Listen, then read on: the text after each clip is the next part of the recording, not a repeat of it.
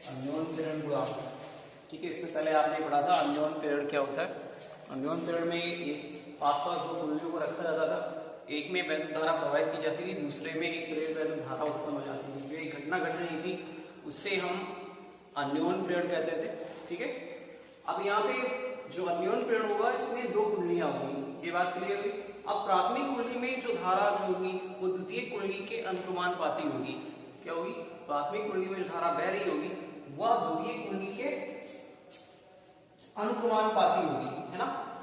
क्योंकि जितनी धारा अगर प्राथमिक कुंडली में, अगर प्राथमिक कुंडली की धारा की वेलोसिटी घट रही है तो द्वितीय कुंडली में वैद्युत धारा की वेलोसिटी जो है वो घटेगी, है ना। अगर पहले में बढ़ रही है तो प्रेरित धारा भी बढ़ेगी आपकी।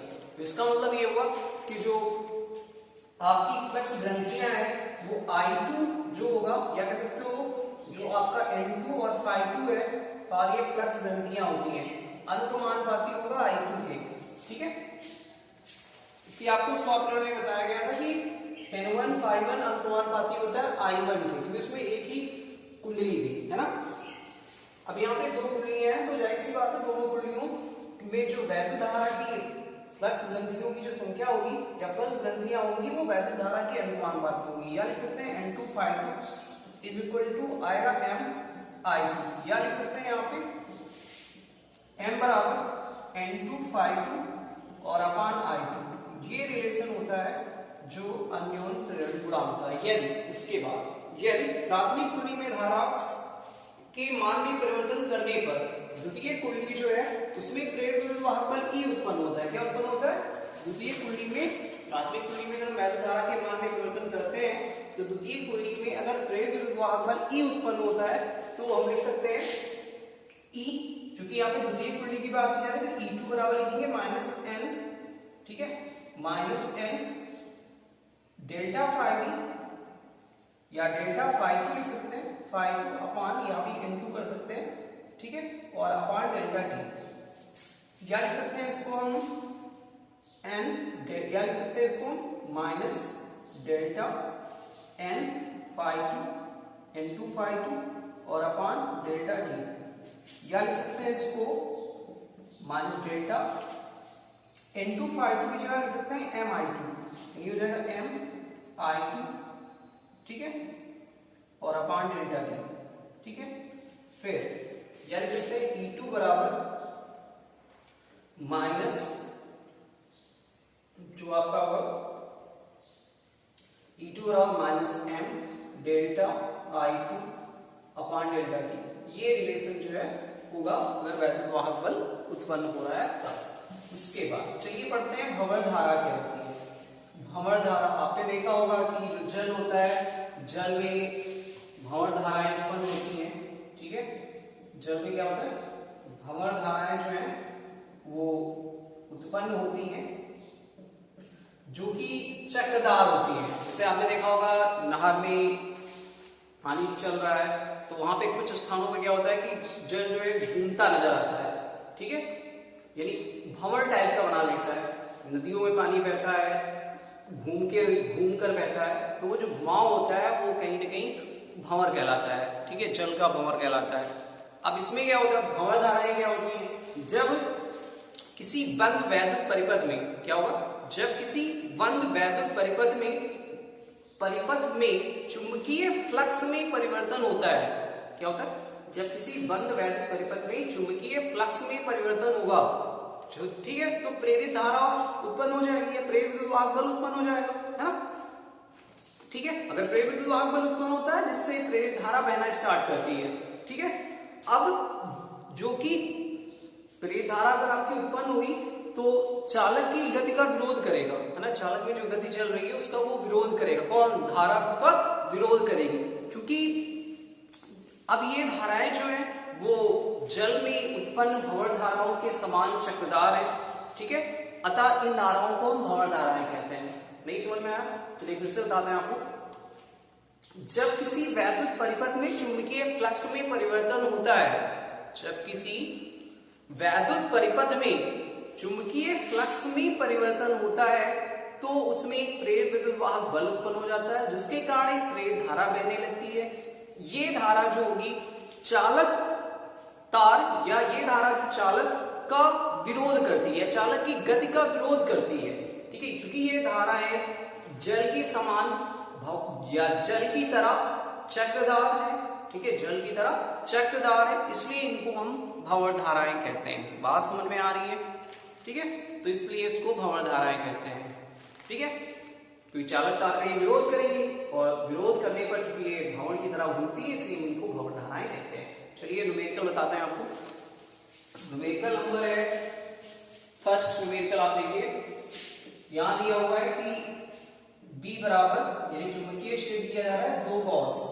ठीक है, 2 गॉस का चुंबकीय क्षेत्र, क्षेत्रफल दिया जा रहा है 10 गुणे 20 सेमी स्क्वायर। ठीक है, थीटा जो है वो 60 अंश का कोण दिया जा रहा है और लिखना है तब चुंबकीय फ्लक्स ज्ञात कीजिए, चुंबकीय फ्लक्स।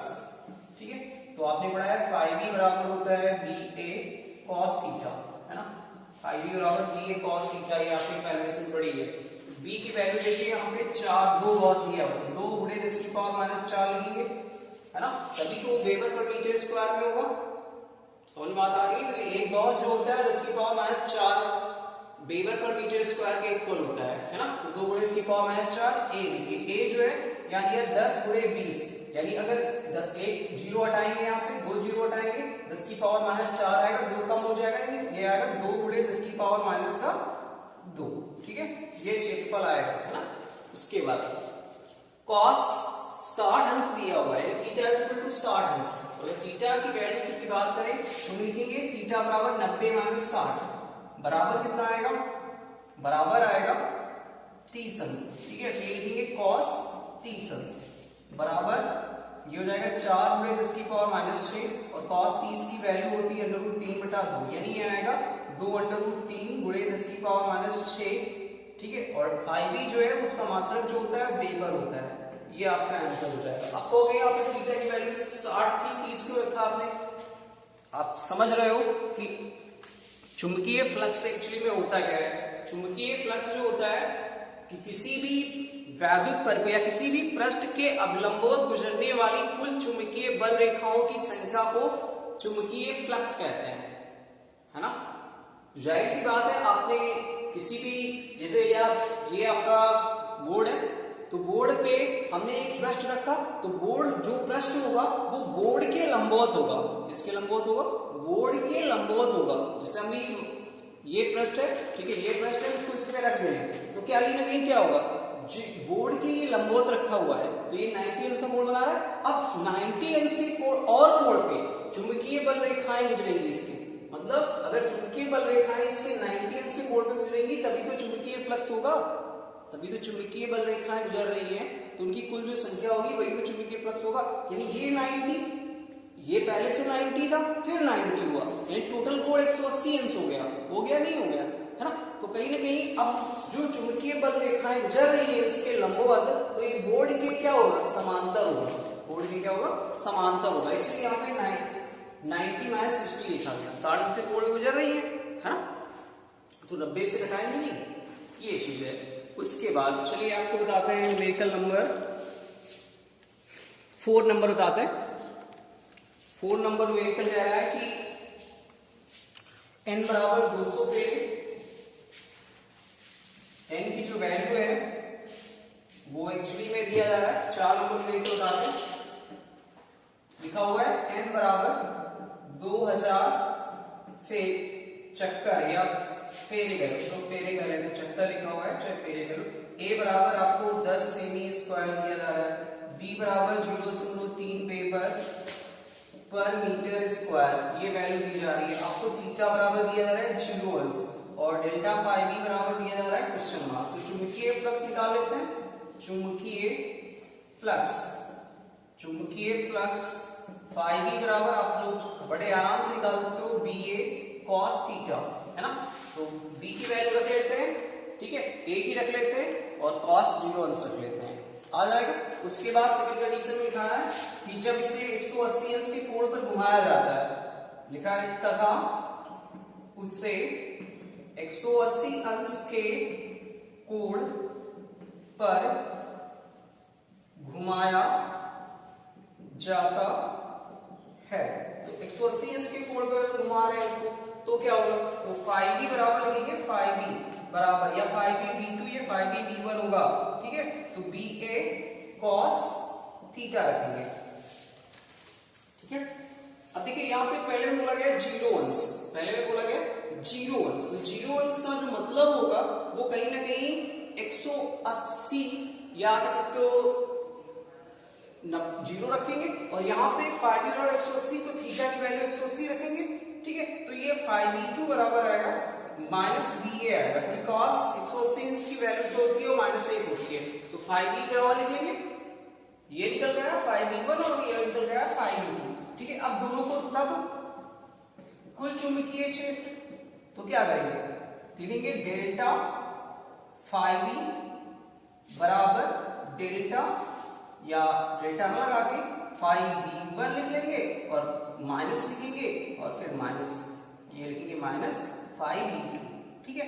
सॉल्व कर लेंगे, जो भी आंसर आएगा वो लिख लेंगे, सॉल्व हो जाएगा, आप लोग बड़े आराम से सॉल्व कर सकते हो, ठीक है।